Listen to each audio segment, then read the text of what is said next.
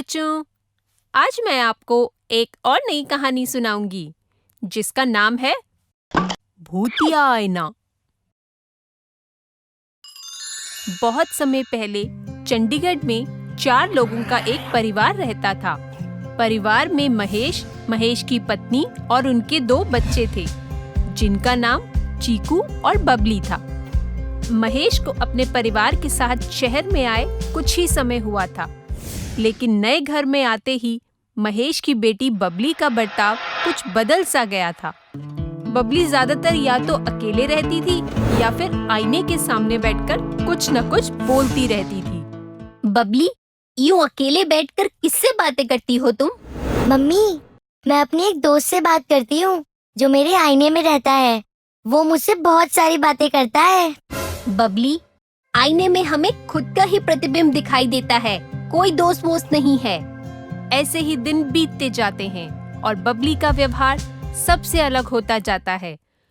उसे घर के हर आईने में कोई न कोई दिखाई देता था जिससे वे रोज बातें किया करती थी और उसे अपना दोस्त बताती थी। ये बबली को क्या हो गया है?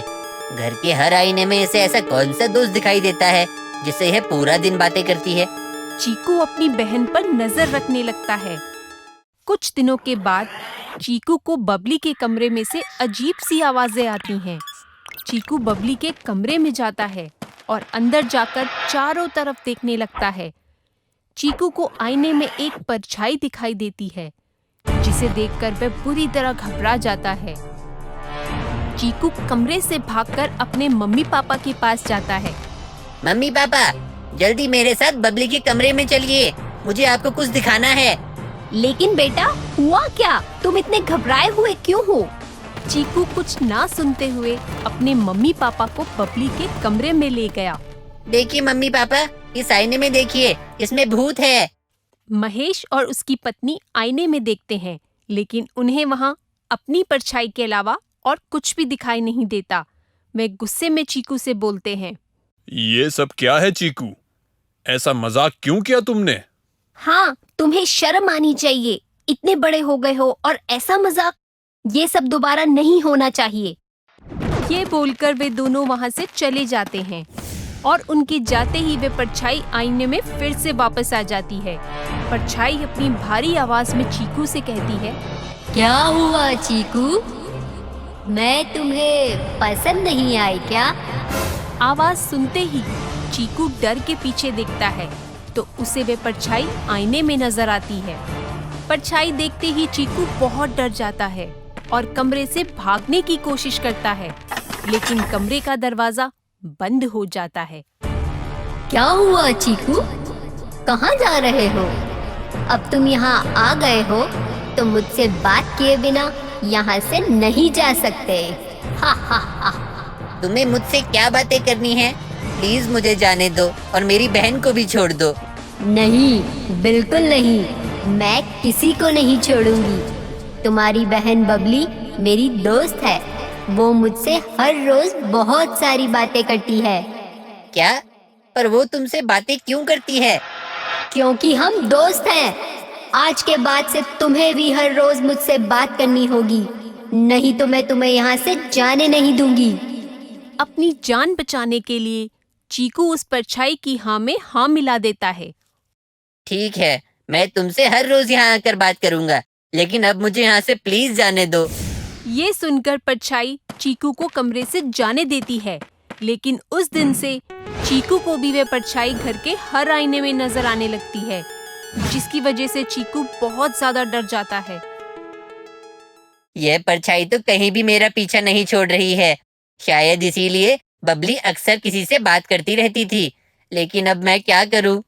ये सोचते हुए चीकू उस परछाई से बचने के लिए घर के बाहर एक पार्क में चला जाता है। पार्क में चीकू को एक कोने में बबली बैठे हुए दिखाई देती है। चीकू बबली के पास जाकर बैठता है। बबली, मुझे माफ कर दो। मुझे अब समझ आ गया है कि इतने समय से तुम पर क्या बीत रही है। वह परछाई तुम्हें बहुत परेशान कर रही है ना? हाँ भाई, जब हम इस घर में आए थे तब मेरे कमरे के आईने में मुझे वो परछाई दिखी थी। मैंने आप सबको बताने की बहुत कोशिश की, लेकिन वह कभी भी मुझे कुछ बोलने ही नहीं देती थी और फिर धीरे धीरे यह मुझे घर के हर आईने में दिखने लगी और मुझसे बातें करने लगी। मुझे माफ कर दो बबली, मुझे पहले ही समझ जाना चाहिए था कि तुम्हें कोई परेशानी है, लेकिन मैं नहीं समझ पाया। आज यह परछाई मुझे भी दिखाई दी और उसने हर रोज मुझसे बात करने के लिए बोला है। और तो और वह मुझे अब घर के हर आईने में दिख रही है।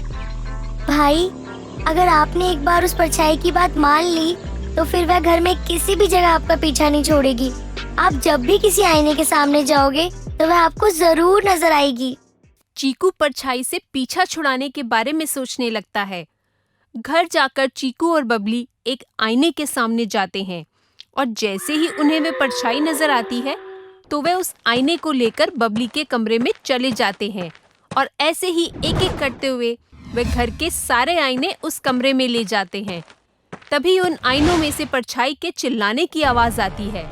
ये क्या कर रहे हो तुम? मैं तुम में से किसी को भी जिंदा नहीं छोड़ूंगी। परछाई के चिल्लाने की आवाज महेश और उसकी पत्नी भी सुन लेते हैं।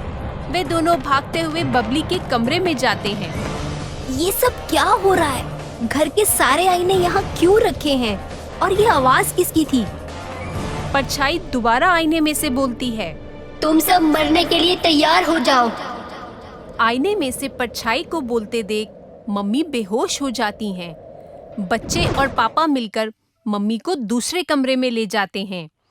थोड़ी देर में मम्मी के होश में आने के बाद बबली और चीकू उन्हें सारी बात बताते हैं, जिसे सुनकर वे दोनों हैरान रह जाते हैं। वे फैसला करते हैं कि अब वे लोग उस घर में नहीं रहेंगे। महेश बबली के कमरे में रखे उन सब आईनों को वहीं लॉक कर देता है और उस घर को छोड़कर हमेशा के लिए अपने परिवार के साथ वहां से चला जाता है। दोस्तों, अगर आपको ये वीडियो पसंद आया हो तो इसे लाइक करें, चैनल सब्सक्राइब करें और हमारे कार्टून शोज सबसे पहले देखने के लिए बेल आइकन दबाना ना भूलें।